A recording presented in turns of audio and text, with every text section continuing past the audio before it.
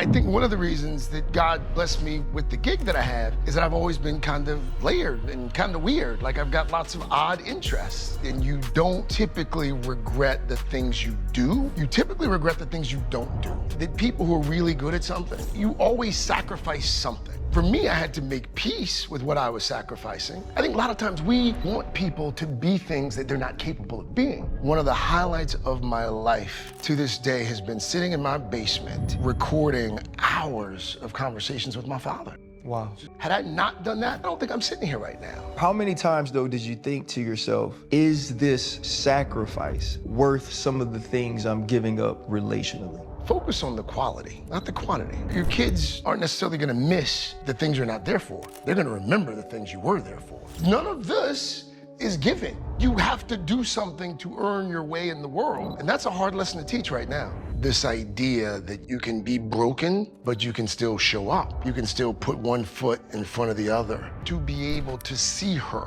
overcome something so unfathomable, that's powerful. When you ask someone how they view life, glass half full, glass half empty, it gives you a little window into their soul. Hold up, limitless, niggas still got pin in it. I fought the head to witness it. Got my people feeling militant. Way I'm feeling got me up. On the mission got me up. Knowing me, I got the key. On this vision I can trust. Limitless, niggas still got pin in it. I fought the head to witness it. Got my people feeling militant. And you can see, like, you little bougie, he got it. Eric said he had to fix his mic because he had on cashmere. I'll be able to afford I don't know cashmere if one a Super day. Bowl champion can call anybody bougie. He's not wearing a Hanes t-shirt. Hey, he had on cashmere. Yeah, I'll get that one day. Hey, that's that Today Show money. You know what I'm saying? Craig Melvin, man, welcome to the show. We're starting. Yeah, that's how we start. Right we're on. That's how we start. That's Fred Taylor, Channing Crowder, and Ryan Clark. I love how you introduce everybody. Like, I don't know who I grew up watching. You won a Super Bowl. People know who you are. We got to introduce ourselves, you know what I mean? It's part of it. You don't need an introduction. You know, we got to introduce ourselves. Man, welcome to the show. I'm glad we're in New York. Yes. Right? Because I would guess you can't go back to Connecticut after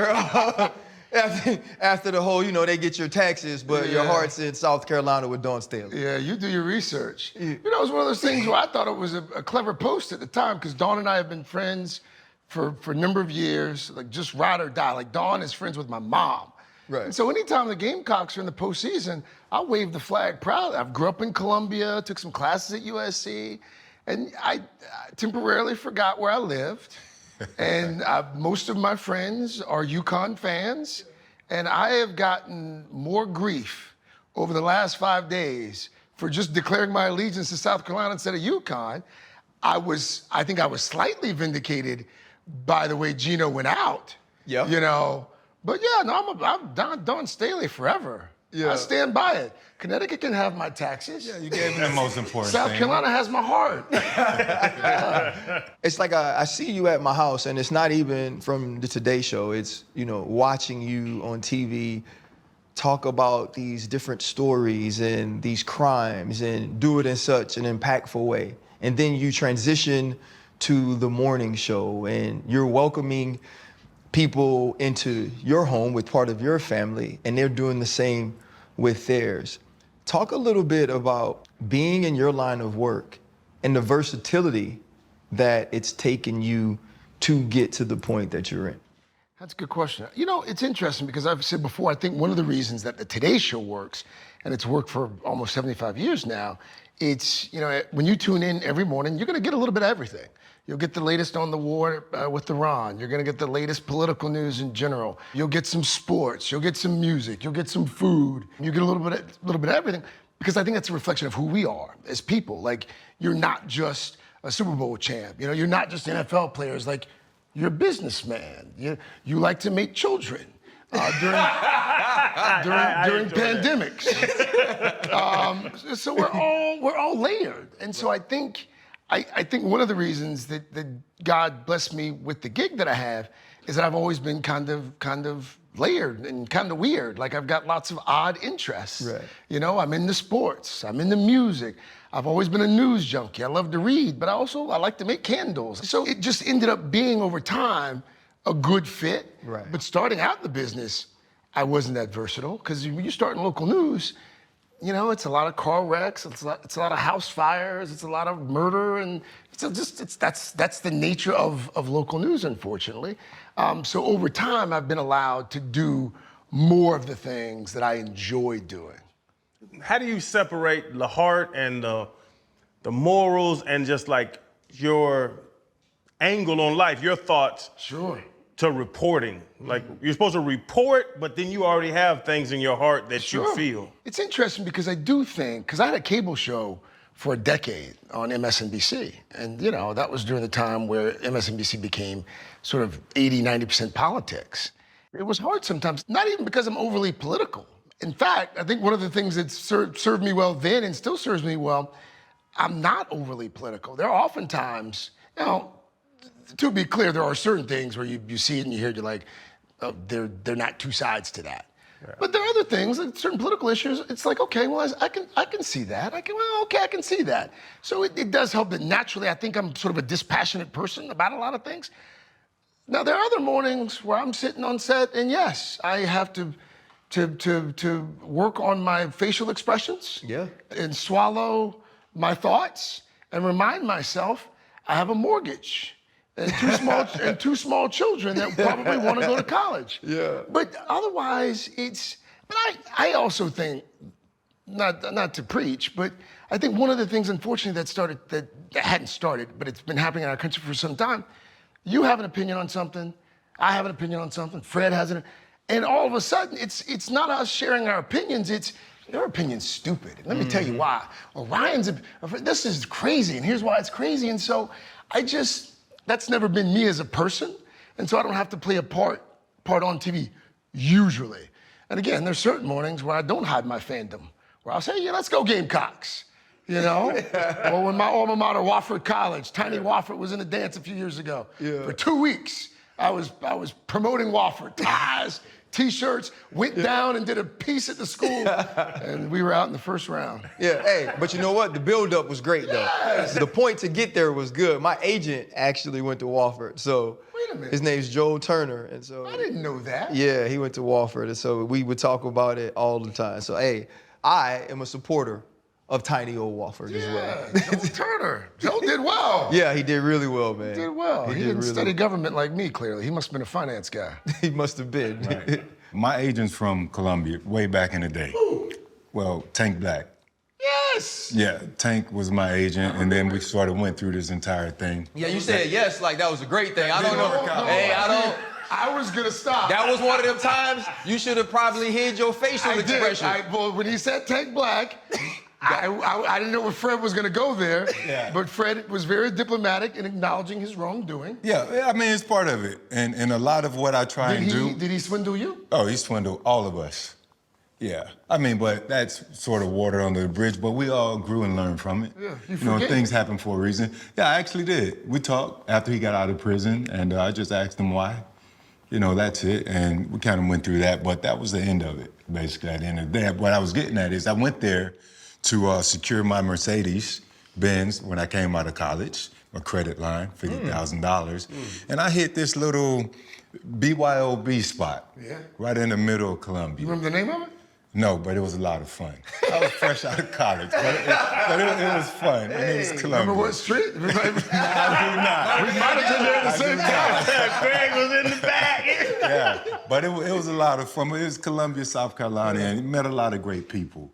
And I kind of wanted to get to what parts of impressionable young Craig, you know, that South Carolina may or Columbia may still follows you every day, every morning, that we get an opportunity to see you on today's show. My entire family is still in Columbia. Literally, aunts, uncles, siblings, the whole family's within a 20-mile radius. So I'm back all the time. There's a text thread that we're all on where I routinely get mocked if I'm wearing something that's ridiculous or I say something that's ridiculous. Trent Williams. Yeah, but they keep me grounded. Right. You know, so they keep me grounded. It's interesting because Columbia, I worked in Columbia in local news until I was 28. I bought a house there. My grandma could watch me every evening. I was dating a girl at the time. Like if I had stayed in Columbia for 30, 40 years, I would have already exceeded most of the expectations I had had leading up to that point. And I remember vividly when I got a job offer to go to Washington, D.C. My grandmother, who's since passed, she was kind of like, well, why would you leave Columbia? Like, you've been in small towns before, smaller cities before, and I had a pretty good life. And it was one of those things where partly God, partly other members of my family who were just like, you gotta go to grow, and you don't typically regret the things you do. You typically regret the things you don't do. I got to a point where I knew I would have regretted not rolling the dice. But no, Columbia, I tell people all the time, Columbia's a great place to live. Now it's become a little different with USC. Back then it wasn't necessarily a great place to visit, but it's a great place to live and raise a family. And every time I go back, I go to the same spots, the same hole-in-the-wall like bars, and when I take the family, the bill will come and they're like, wow, that only cost $38. and in Connecticut, it would be $138. Right. So, you know what, Fred? I'm always skeptical about people who sort of forget where they come from. Right, of course. Like people who don't go home as much or don't really have that sort of connection to their hometown. It's made me everything I am and more importantly, everything I'm not. Yeah. You know my wife, Lindsay, sometimes she'll poke fun at me because I'm still, you grew up in Columbia, South Carolina, when your dad's a mail clerk and your mom's a school teacher, there's not a lot of money lying around. And, I start to worry sometimes that it could all go like that. So I can be oddly cheap on certain things. Hey, nothing wrong with being frugal. Yes. Yeah, but that cashmere ain't cheap. No, the cashmere's not. To be fair, I've had it for 3 seasons. Okay. This is my 3rd season. So I've retired after this one. Yeah, you mentioned Columbia making you everything that you are, but also what you're not, which is just as important, right? The principles and the things that you'll stand on, also the things you won't do. We laughed and joked before we started filming, Channing made a baby during COVID. You wrote a book. Yes. And in writing that book, you explored part of what also makes you what you are. Your father and his battles with addiction and some of him being absent and working for reconciliation and forgiveness. Mm-hmm. What about that experience affected you the most? It's interesting because it took me a long time to realize that it was impacting me, that it was affecting me. And I'd started to achieve some, professional success. And I would still find myself angry. And it didn't sit right with my spirit, this relationship or lack thereof I'd had with my dad. I'd gotten married, I was starting my own family. And we were, by all accounts, we were estranged. We didn't talk on the phone a whole lot. I'd see him at family gatherings. We didn't have much of a relationship.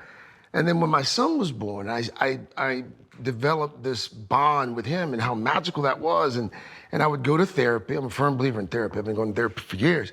And my therapist for years was like, you really should, you gotta make peace with this relationship with your dad. Not for your dad, but for you.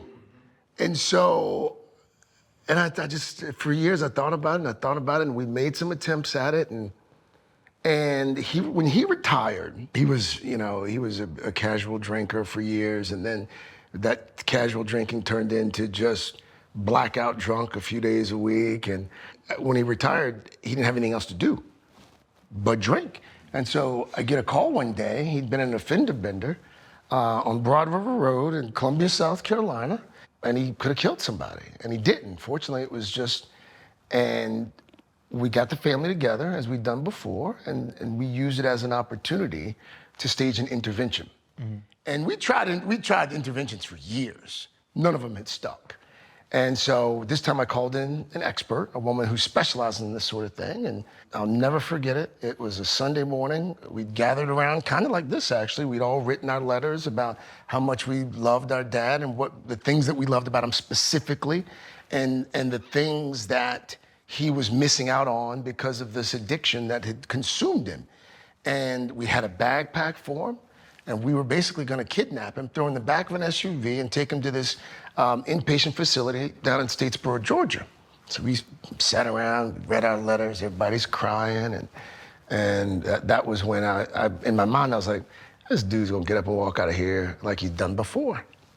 Lo and behold, sat there, acknowledged everything that we'd said, hopped in the back of that SUV, went to Statesboro, Georgia, hasn't had a drink since. Wow. It was the beginning of a new relationship between me and him. It was a beautiful thing. My father was in his 60s at the time.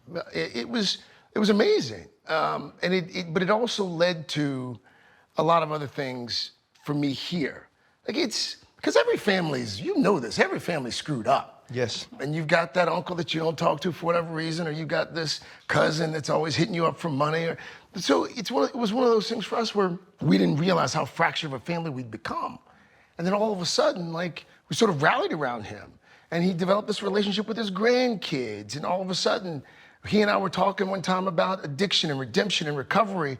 And I was like, people could benefit from this story. I should do a story. He's like, yeah, or write a book. And I was like, I don't know about writing a book, Dad, because, I got a pretty demanding job. And then COVID hit.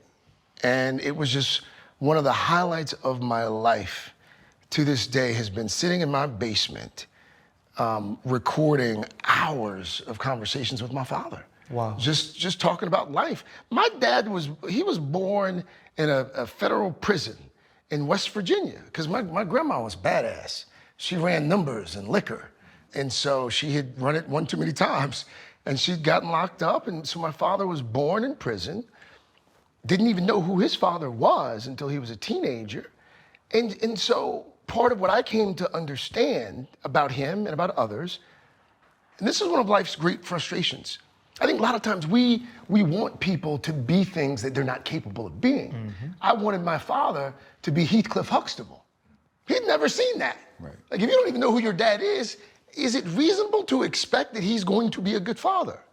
And so I try to expect people to behave and perform in a way that I think they're capable of behaving. And by the way, had I not done that, I don't think I'm sitting here right now. Right. I'm not at peace, I'm not content, I'm angst-ridden, I'm angry, I'm all those things that helped me overcome. You know what y'all need to do is y'all need to charge people to come in here for therapy. Because I've been sitting here, it's been 10 minutes. Y'all need to, you send me a bill, I'll pay the bill. Yeah. But no, that's a long answer to a short question. Yeah. But, No. Hey, Craig, you're actually like me, though, right? I've learned that in a short time. Yeah. You one of those people that started therapy and now you tell everybody about it. Right. Hey, every conversation I have, when I start getting uncomfortable, I was like, have you ever talked to someone? Right. But you know what? He's my therapist. Hey, My friends have told me it's annoying. yeah. You have a buddy, his buddy's like, I'm having trouble in my marriage. You should really go talk to a therapist. You should take your wife. I've got a guy. And by the way, my therapist, Charlie, shout out to Charlie. Charlie's asked me to stop doing this. Yeah. Because Charlie's like, I can't take much work. any more. Like, every friend you send, Yeah. I was like, okay, I get it, Charlie. That's me. Hey, I'm the same way, brother.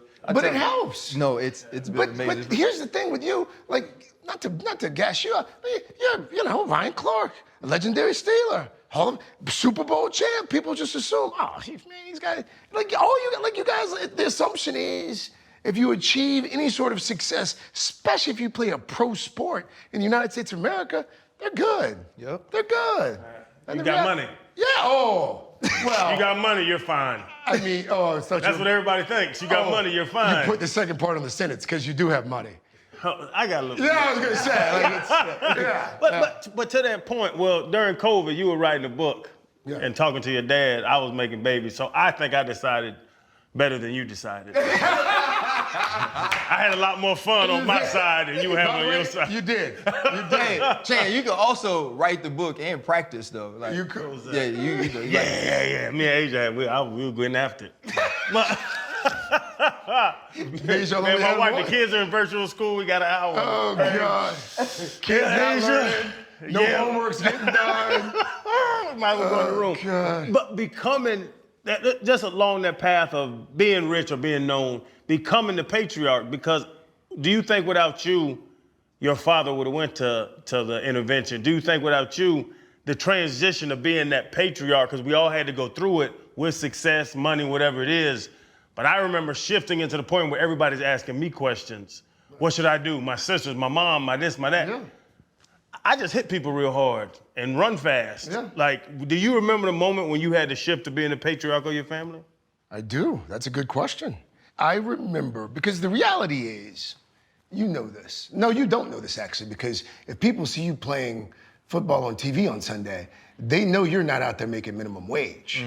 I remember when I took a job in DC, I think my family, they were like, oh, well, Craig, he must be doing okay. And so, you know, people that I would interact with normally, all of a sudden, it's like, hey, you know, rent, and blah, blah, blah, you know, can you loan me, blah, can you do?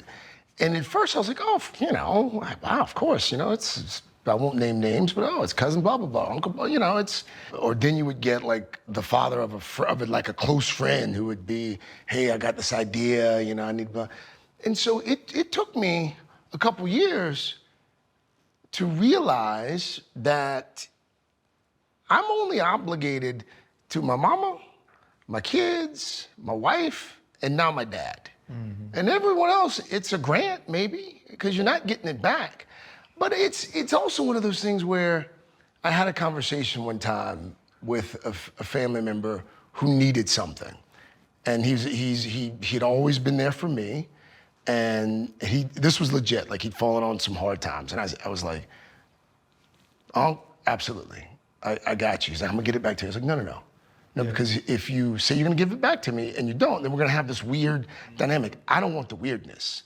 This is a thank you. Yeah. So that was when I started, that was the financial side of it. And then all of a sudden, you'd start getting questions from people in your circle about, because I think people just assume that I'm on a show in the morning and I talk to experts, that I'm an expert on something. Yeah. And like an aunt would ask me about a recipe. She's like, yeah, last week on the show, you remember you had Martha Stewart was on, you remember? It's like, I don't remember what I talked about this morning. She's like, well, you did the thing. I was like, I can't, it's all a blur. And so I still do get a lot of people asking me questions that I'm not remotely qualified to answer. But I'll tell you what I do. I use AI. I go like AI.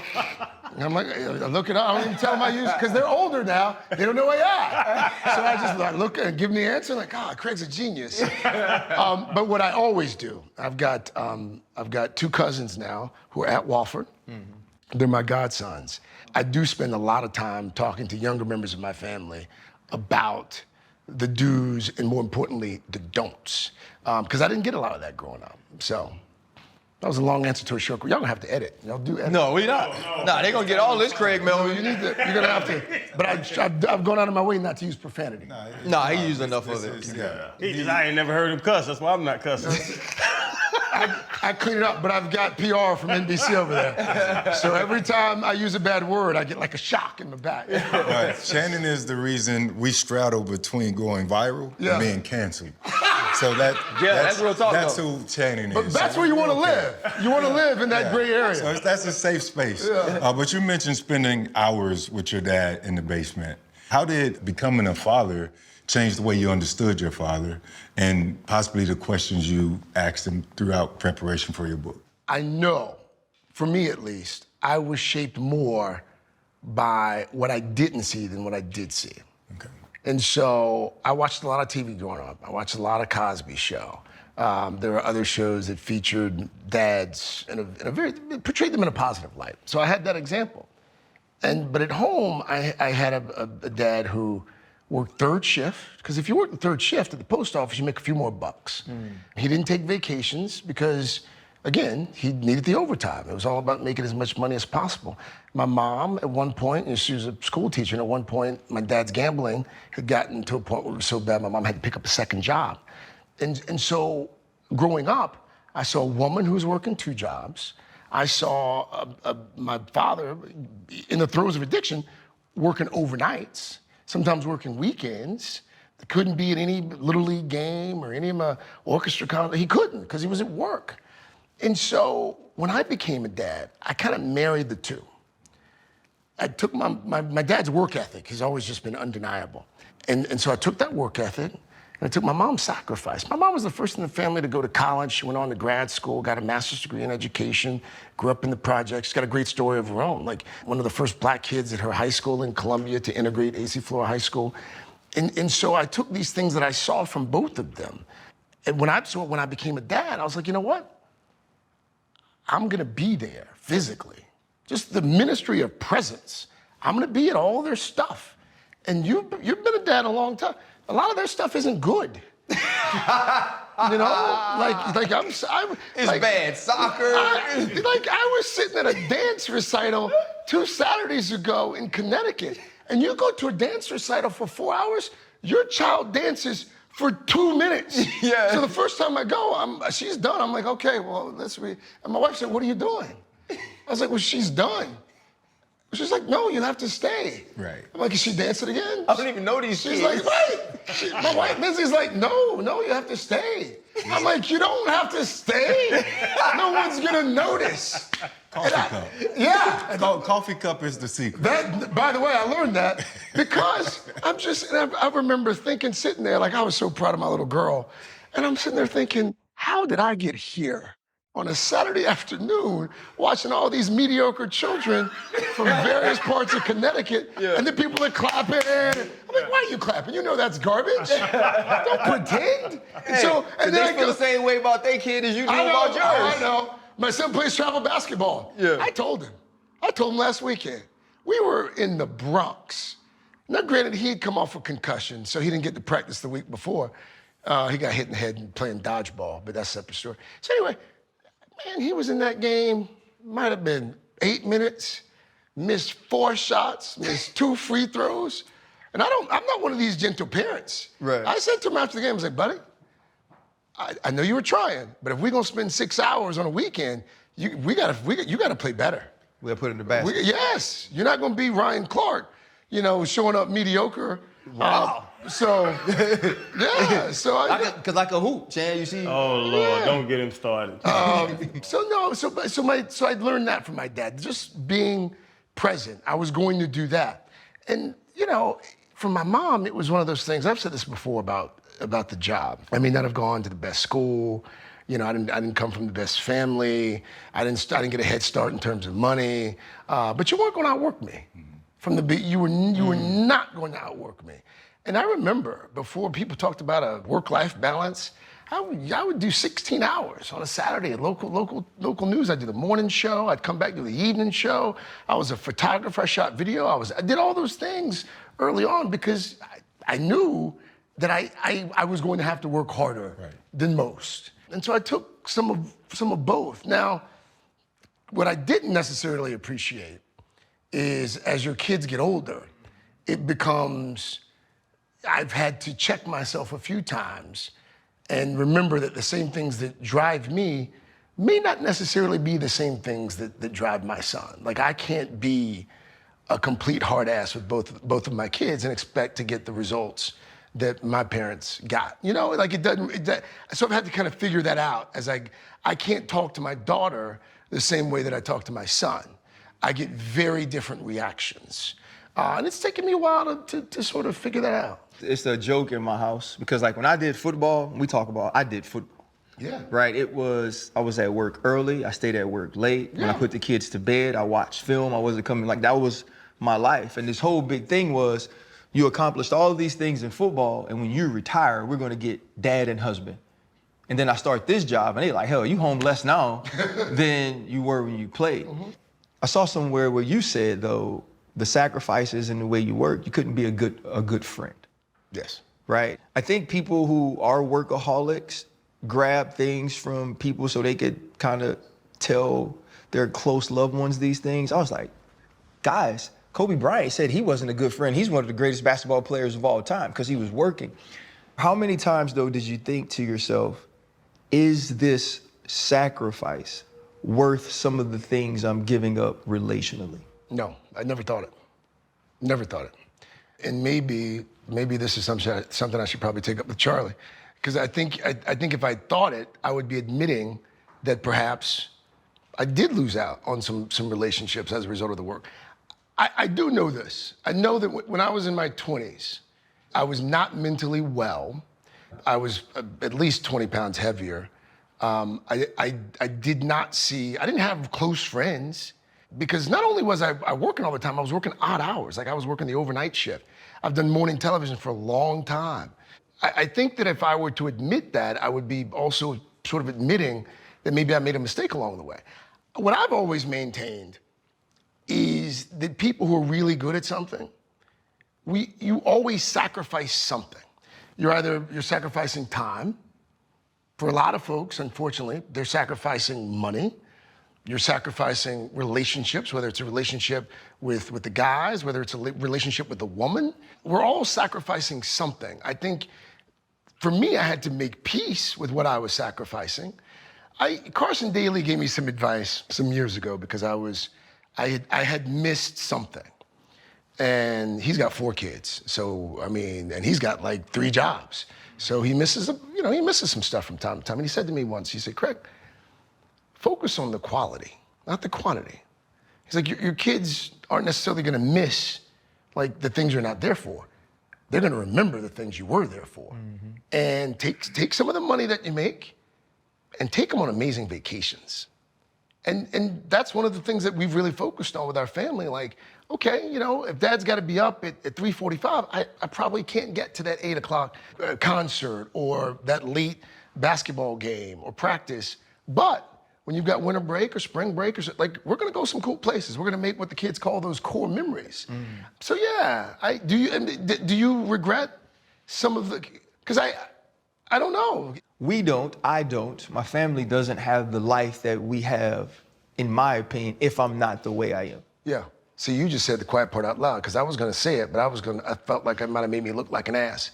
No, because I tell the kids sometimes, I remind them, say, oh, you like those Jordans? Oh, all this light you have in the house. The AC, the pool. You were in the pool this weekend. Oh, we like that. Right. Yeah, dad's got to go to the Olympics for a couple weeks. And so, but again, my therapist has maintained that when children see, he's me. when children see parents working, that's great because they grow up understanding that none of this is given. Yeah. Like you go out, you hit, you get hit. You run, you catch, you have to do something to earn your way in the world. And that's a hard lesson to teach right now. Well, because there's this way to be instantly famous. Yes. Or we're in this microwave society where you get this immediate validation, yes. Right? But we don't have, or a lot of us aren't brought up that way. No. Right? And how do you balance from that perspective though, Craig, right? We talk about this. There were so many things I learned because of adversity of my circumstances. Mm. And it wasn't always that I was put in bad situations, sure. But I was put in situations where there wasn't a tutelage of how to get through this. Mm-hmm. You learn through experiencing it, right? You learn those lessons. My kids didn't necessarily have those lessons to learn, and I didn't want them to. My parents worked to help me go to Catholic school and do those things so my kids didn't have to go through the things I went through. Yeah. But because of that, there are times I would have conversations with them and they'd be like, I don't know what you're talking about, Dad. Or this thing doesn't exist, Dad. That's not how people are, Dad. How do you try to give your kids some of those lessons and experiences to know that this is what the real world is like outside of all of this that we've been able to build through hard work? That has become the #1 greatest challenge for me as a parent and my wife. Because I think we do this as a society. We overcorrect. And we've overcorrected. I told you about my parents and how much they worked, and I was a latchkey child before they had a term called, we didn't know we were latchkey children. It was just what we did. And so as a result, I wanted to make sure that my kids live the kind of life that I wish that I'd lived. And we do that. Now, conversely, when there's a curveball, we're picking them up off the floor. It's, we don't have any Greek yogurt in the house. It's just the regular. You just got regular yogurt, and you look around. You're like, okay, well, are we doing it right? Are they? They're not resilient. And Yeah. if you don't grow up resilient, then all of a sudden, when mom and dad's not around, and you got to deal with some real life stuff, you have a rough go at it. And so, Ryan, so it's interesting. I've started reading a lot of books about this. There's a book written last year, it's my favorite book last year, written by a guy named Scott Galloway. It's called Notes on Being a Man. There's another guy that I'm reading now. He writes about happiness, Arthur C. Brooks. And part of what they write about is this notion that we've got an entire generation of kids who are addicted to phones. They can't accept no. They're not resilient, and it looks at what are going to be the consequences, not just for them and our families, but what are going to be the consequences for society. And so I'm struggling with it. I mean, sometimes I say no just for the hell of it, like just because you need to hear no. Yeah. It's like, Dad, can I have some Gatorade? No, you can't have it. Dad, it's right there. No. Dad, I haven't had anything to drink in 6 hours. No, you have water. You know, it's just, and I tell, you have to do it. Yeah. Otherwise, it's just, yes, validation. Man, and I do tell them sometimes, I'm like, that was good. That wasn't great. Yeah. That wasn't great.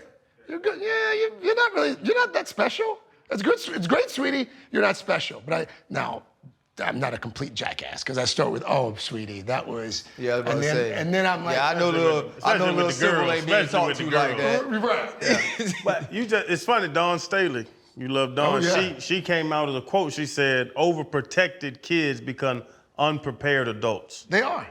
And that's what you're talking about, where if you're always there, now they get in the real world, they don't know what the hell's going on. No, they don't. Yeah. But it was well-intentioned.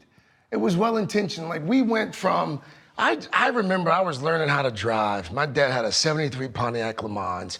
I was on I-26, driving back from my aunt's house, going home, and my dad worked third shift, and he was letting me drive, and he was nodding off, and I tried to pass and get over too quickly, and I kind of swerved, and he hopped up. My dad didn't say a thing. He took that left hand, pow! I'm driving. Like, we could have ended up in the, but it stayed with me. If I were to raise my hand at one of my children right now, the tears, they'd call Child Protective Services. They'd go to the neighbor's house. Like, there's no universe.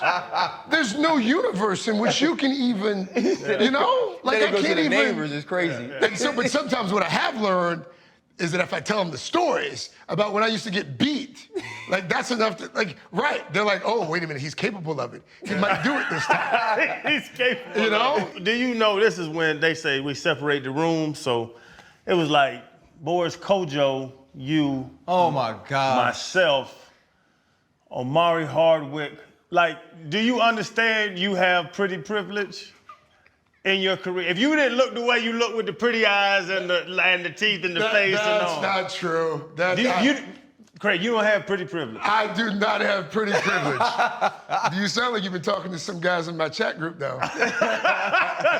You a good-looking dude. No, we're good-looking people, so we can speak about this. We'll leave them out. But I would also add, even if you look the way you look, and you couldn't, you didn't have any sort of athleticism, you're just a dude, working a minimum wage job, doing whatever. You still had to have some skill. Some skill. God bless You're skillful, but did it help? Did your appearance help your career? Television is a visual medium. Yeah. Television is a visual medium. But we have ugly people on TV all the time. If I sat here long enough. They're guests. Y'all don't have ugly people on your podcast. Yeah, we don't care. Yeah, you don't have ugly people on your podcast. Yeah, I offset it, though. Great, this ain't the first time, bro. By the way, I will tell you, I was today years old when I heard the term pretty privilege. I'm stealing that. Really? I'm stealing it. That's good. It's something you should, But I mean, you should get a tattoo. But don't you think that people who are moderately attractive in life have an advantage just across the board? 100%. Yes. I enjoy it every day. I would take it a step further. I think if you look around, sometimes I will see a woman who's really attractive, and they might be with a man who is not remotely close to and then I wonder why. And then it usually comes back to one of three things. Job. Money. I thought you were gonna give us another one. Or they're really funny and have a great personality. But the opposite's not true. Yeah. Like if you are, like I think you gotta have a little bit of both. Yeah. Notice I deliberately didn't name names, and the cameras are off. I'm gonna give you some concrete examples. Every time I see them, I'm like, I wish I'd worked harder in school. Or I could have gotten to the league, Yeah, it's true. Hey, Craig, aside from those things, which I think those are all great, talk about some of the philanthropic work that you do, the Colorectal Cancer Alliance. So, Fred, thank you for asking about that. So, years ago, my brother was 39 years old, older brother, played football at Wofford. And he was having some intestinal issues and went to a doctor. Doctor was like, well, it's probably stress, because at the time he had a church and he was also running a funeral home and had 2 young children. And so his doctor was like, it's probably an ulcer. We'll check for that and we'll change your diet a little bit. Starts to lose weight, goes back to the doctor's. Doctor's like, nah, let's really change your diet. We'll add some fiber, just 39 years old. They didn't think it was anything serious. Loses a bit more weight, blood in his stool, finally goes back. And the doctor's like, you know what, goes to a different doctor, by the way, at this point. And the doctor's like, let's rule out everything. I'm gonna give you a CT scan. CT scan comes back, and the doctor knew immediately. It had a tumor the size of a tangerine in his colon. And so he was diagnosed at 39, stage 4 colorectal cancer. He fought. He really did. Did the chemo, did the radiation, did everything that he could have done. But he died 3.5 years later. He died at 43. While he was alive, we became really active in the colorectal cancer space. And I teamed up with the Colorectal Cancer Alliance, and we wanted to first of all, get a bunch of guys who look like us to go get their screenings. At that time, the screening age was 50. It's been reduced to 45. We did some lobbying for that. And we wanted to raise a bunch of money to help people who couldn't get screenings, who couldn't afford them, to get them, and awareness campaigns as well. And so when he was alive, we started doing a bunch of that stuff. And when it became clear that he wasn't going to survive, he wanted to make sure that I continued after he was gone. And when people are dying and ask you to do anything, you're like, of course. We spend a lot of time talking about blood in the stool and getting your family history checked and listening to your body and going to the doctor and not feeling like there's some sort of stigma surrounding a colonoscopy, which is the gold standard. And so, yeah, we've done it for 5 years, and this will be our 5th year. Y'all play golf? Yeah. Oh, good. Little. At all? Poquito. Well, we could still get him to come out, but we get a bunch of guys. I drive the car. I hang out. I'm good for vibes. Good, great. I can see that with you. Yeah, I'm good for the vibes. I can see you being good for vibes. Yeah. But we get a bunch of some athletes and some journalists and some folks who are connected to colorectal cancer. They come out. We have a concert on Sunday. We do a big golf tournament on Monday, and in 4 years we've raised about almost $4.5 million. Wow. And all of the money's gone back to the Colorectal Cancer Alliance. And one of the things that gives me great pride is when someone will come up on the plaza, or someone will come up on the street, or they'll send me an email, and they're like, hey, I went and I got a colonoscopy, and I'm glad I went because they found some polyps, and the doctor said if I hadn't gotten them, and so we're trying to save lives, and so I get the sense that you guys believe this as well, and I've done a little research, so I know you do. When God blesses you abundantly, as we all have been blessed, you are duty-bound to give back, not just write checks, not just do, but to use the platform to do some good, to raise awareness, to encourage other folks to avoid the fate of a loved one. And so that's, as I tell my wife and my mom all the time, I'm just trying to get into heaven. Yeah. Because I know when I see St. Peter, I'm gonna have some explaining to do about a 12-year period in my life. And so what I'm hoping is that I can say to St. Peter, hey, between the ages of 22 and 32, don't look at that. Look at this body of work. This is the better body of work. And also, too, like, you don't know how good a movie is until you see the end. Yes! You know what I'm saying? I'm using that. Yeah, you don't know how, like, it's okay in the middle, but man, at this ending, we really turned it around. That's what I'm trying to turn it around. Or you could be Jenny from Forrest Gump and be awful for the entire movie and never have one redemptive quality. You just dropped the Jenny from Forrest Gump. She was awful. She's the most awful. She's the biggest villain of any movie. You know what? I gotta be honest with you. I hadn't heard that assessment until now, but if you look at what he's saying objectively, it's hard to argue against that. Yeah, it's terrible. You're right. There was no arc for Jenny. Never. Trash the entire movie. And how has she managed to survive history like this? Because you're right, and people kind of, why does she get a pass? But she gave Forrest a goal.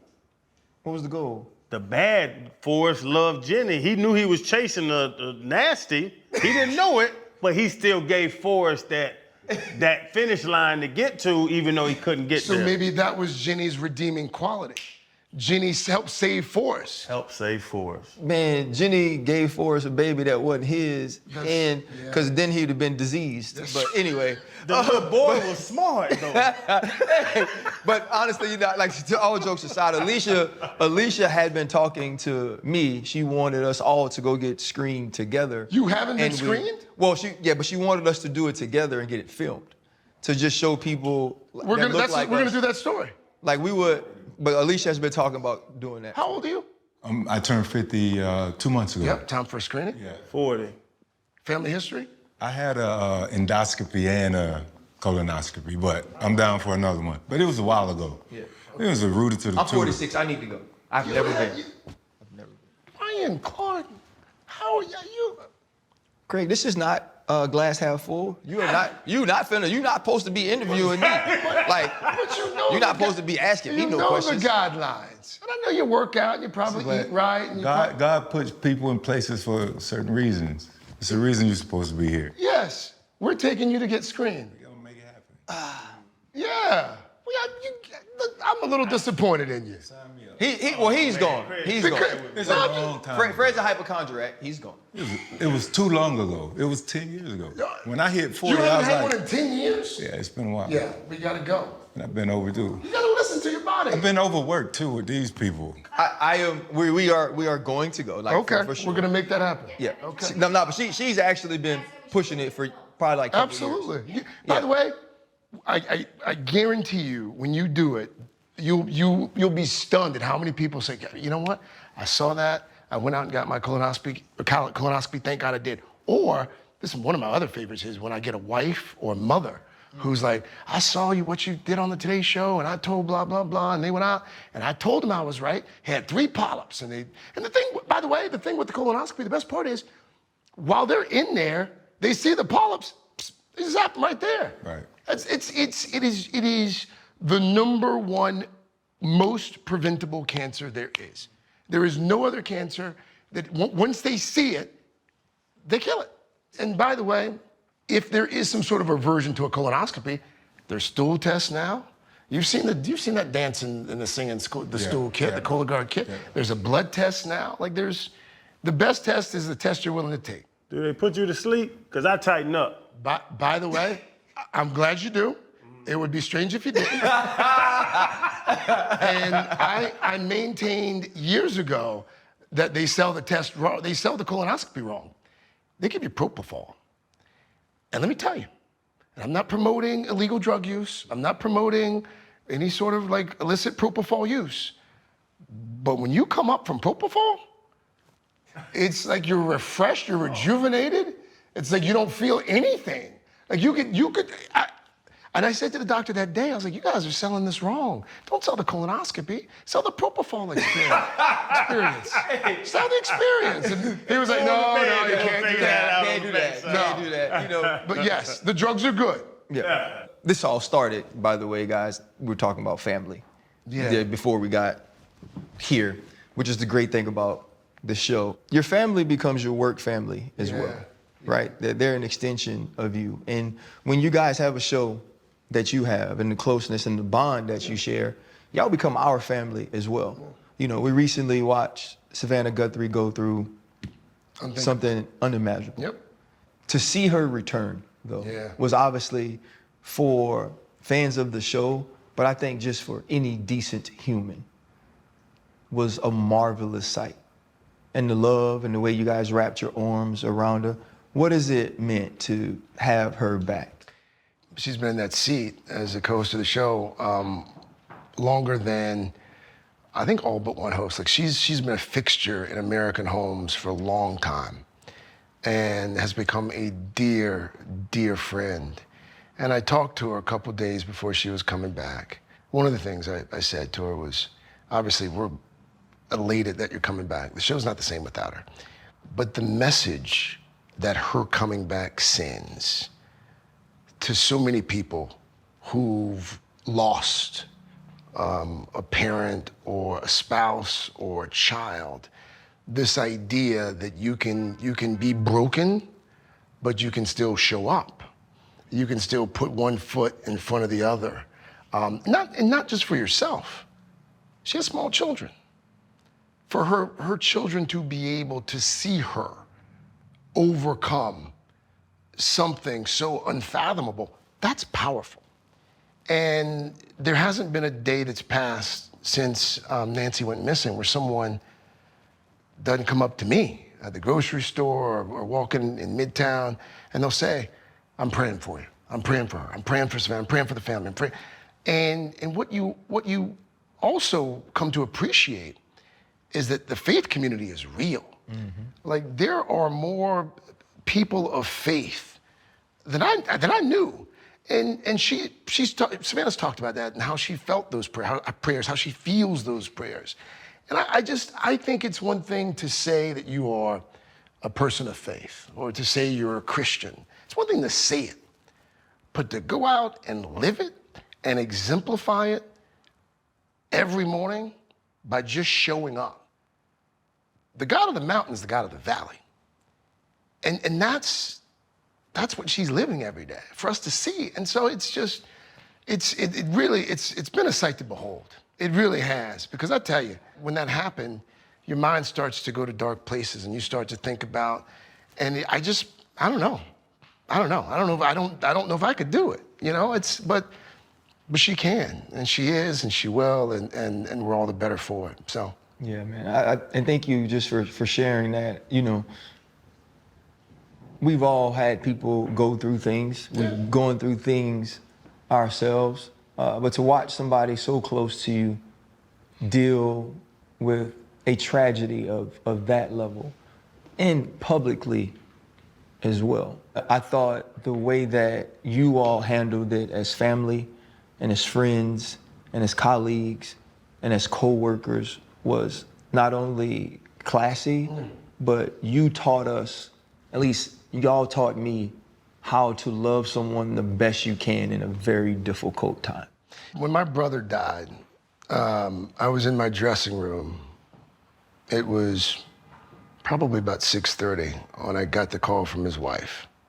We knew it was coming, but even if you know it's coming and when it happens, you knock on the door. Who's standing right there? I'm Savannah. Just wanted to pray. She prayed with me. I packed my stuff up, got down to South Carolina. When Chanel Jones, her husband had terminal brain cancer. One of the first people that was at Chanel's place, Savannah Guthrie. And so it was what made a terrible situation even worse was here was this person who had always been there for us. When Al was sick, she's kind of the mother hen. Like she's the one who's always there. And we all just felt so helpless because we couldn't be there. There's nothing we could do, nothing anyone could do still, which is the most frustrating part of all of it. I remember years ago when I became a part of the Today Show family, this little ecosystem that has been cultivated over almost 75 years now. I remember thinking, because I grew up watching the show, and I'm like, man, these people, they don't even talk to each other off camera. They don't even, when I leave here right now, I'm going over to Al Roker, going over to take abuse from him. Al and Chanel, I'm going over to do a radio show with him. Like and I don't know, I've been told it wasn't always like this, but we're all legit friends. Like, kids play together. It does help that our kids are of similar ages, but we hang out outside work. We give each other a lot of grief. I mean, if someone ever hacked our text thread chain, Today's show over. GMA would win. GMA would win. If they ever got a hold of the text thread, if they saw some of the Carson Daly texts with me, and a lot of them sports related, we'd be done. But we encrypt. Encrypt. They be like, these are not the people we want to welcome in our home. Correct. First thing in the morning. Correct. Especially Al Roker. No, Al, it's funny because he's become probably my closest friend on the show. Al's in his 70s. Yeah. Al's been in the game a long time. And he's one of these guys, and part of it's because he's so old. He has this encyclopedic knowledge of everything. He's like an idiot savant. And if you ever go to IMDb, I'm so glad you're not my friend. What I'm saying to you, I say to him all the time. Like he knows so much about so much like random stuff, and we'll be sitting on set. It happened this morning. Today, he made he was getting ready to do a forecast, and we were coming out of the story about the 50th anniversary of Charlie's Angels. And he's like, guys, trivia question. Name the 2 characters from Charlie's Angels who were there for the original 5 seasons. I'm like, man, nobody knows that but you. And by the way, it's a great trivia question. And he knew. He knew. But he's also, like when I get arrested one day, he's my first call. He's the kind of guy where if you accidentally caught a body and it's in your trunk, he's showing up with a shovel and a tarp, no questions. And you need one person like that in your life. Or if you're lucky, 2. You got 2 people like that. It's time to ask one of the best questions on the show. Well, I'll be the judge of that. Yeah, I'll let you judge it. Your biggest pivot in life. That's that one moment you can look back on and say, because this happened to me or for me, I am who I am today. Ooh, dang, that's a good question. My mother, years ago, when I was dating somebody she didn't like, she used to give me all these books of like quotes and sayings and these parables and stuff to hang on the wall, and it was her passive aggressive way of trying to get me to follow the path she wanted me to be on. And I remember for Valentine's Day one year, maybe a birthday, and I still have it in my office. It was like 20 steps to lead the most successful life. It listed 20 things. Pray, listen more than you talk. And number 1, it was the number 1 thing on the list, marry the right person. Because that single decision will determine 80% of your happiness or your misery. And I didn't always listen to my mom, but I listened to her on that one. I married the right person. My wife is, my wife, you work with my wife, she's very patient. She understands the business, so she understands sometimes if I'm stressed out about a big interview, or I've got to travel for work, or if I'm sort of snippy at home, maybe it's not about her, or the kids. She gets me, and so that was probably the best pivot. I pivoted from a life of debauchery and bad mistakes in my early 30s, finally meeting the right one. Yeah. Well, I want to say also, thank you, Lindsay. We got Melvin on the show. So when I hit her up, I was like, hey, I was like, is there somebody I could reach out to get Craig on the show? And she was like, Melvin would love to do it. By the way, she does that all the time. Yeah. Which is why I end up at events at the library, doing stuff for her aunt. Yeah. So I've seen it before, I've listened to it before, I see why it works. This is great. It's just dudes sitting around talking. Well, You know? that's because all we are is dudes. This is great. Yeah, we ain't got a lot going on. It's like me on a weekend. Yeah, we Except chilling. I didn't bring any beer or bourbon. But I wanted to say before we talk about glass half full is that the thing I love about what we do is I feel like we get to see people in a different light than their work capacity. Yes. Right? When, people always, I get this comment all the time, why don't you act the way you act on the pivot on ESPN? And I say, because it's a different job. Right. I say, I'm doing a different thing. I have to be a different way. Plus, ESPN pays you more, and you need that job more than this one. That's also true. but there's a way, right, where you're supposed to, there's an energy I have to project. I have to make you think I'm really excited to be talking about the Las Vegas Raiders when they 2-12. Right? I don't have to do that here. And what I learned here about you today is that you are layered, but you're funny and you're smart and you're introspective and you have a great way of connecting. Is that the way you see your podcast going? Yeah. Because I was looking at the list of names and, it's everywhere from Regina to Malcolm Gladwell, whose books I've read. And so you have all of these different people you're going to bring together. What are you hoping people get out of being able to watch? So when they approached me about doing a podcast, because I've got other jobs and that demand a lot of time, I was like, okay, let me drink bourbon, which I love. It'd be great if I could do it at home. And please do not dictate the guests. Because the Today Show, 10% of the guests I actually, go out and try to book and bring in people I find interesting. The podcast, it's only people that I find genuinely interesting. Like Shonda Rhimes. Shonda, I've known Shonda for a number of years now. I don't know if you've ever spent any time with Shonda Rhimes. She is a fascinating human being. Like her story is just, Melody Hobson. Shaq, every time I'm around Shaq, I'm like, if people only knew who you really were, no one would buy anything from you. You were just, it's just, so we give each other grief, and he was my first guest. But it's also writers. I love to read, so it's the writers that I find, genuinely compelling. And some of them are controversial. Now, I don't need to sit here and do a big love fest with every guest. Like I wanna go back and forth a little bit. So it's one of those things we start every episode. This week it was Lindsey Vonn coming off that crash that ended her Olympic comeback. And I asked her, the podcast is called Glass Half Full. I said, hey, in life generally, do you see glass half full? Are you a glass half full person?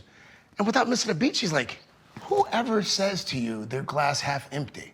I'm like, half my guess, including Mello, including Shaq, including a lot of people who was like, man, it's not half full, but she sees it half full. So when you ask someone how they view life, glass half full, glass half empty, it gives you a little window into their soul. And we use that as a launching pad into the conversation. But one of the frustrations about my job is that, this morning, we had Bob Odenkirk on, we had reggae Jean Page and Halle Bailey, and we get all these amazing actors and musicians.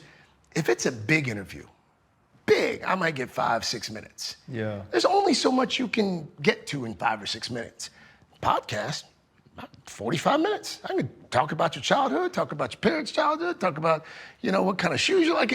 You get to, and it's interesting because I wasn't really a podcast guy up until maybe about a year or so ago. I was a late comer to it, but I also think that one of the reasons your podcast works, and other podcasts too, we live in an age now where our attention spans are so short. And everything's a sound bite. And it's refreshing to be able to do this, to ask a question and not have to edit it down to 12 seconds to fit a spot. Like, we've gotten away from this. I think you could make the argument that there may be a correlation between our departure from this type of conversation, a correlation between that and the tribalism that now consumes us. But that's probably a topic for another episode. That's because tribalism you can get in short snippets. Yes. Right? I can buy all the way into that. Yep. and not know anything about it. And then, oh, by the way, surround yourself only with the other people who believe the same thing. Yeah. And so there's this cacophony of noise that you're inundated with, and then all of a sudden everyone's like wondering, well, gosh, how did they get self-radicalized? How did they come to become so detached from reality? Well, you know how they became that detached from reality. They've been sitting at home for 2 years on a computer, talking to other people who believe the exact same thing, and they just have their worldview confirmed day in and day out. And we wonder why we have problems. I should stop now. Yeah, I get it. You know what, though? I will say this. I know what we'll get from this. We've had so many people that are seen in a certain way because of, you know, the small snippets you get of them. Yeah. And then they do our show and they'll walk up to it. They be like, hey, man, Craig Melvin really cool like that?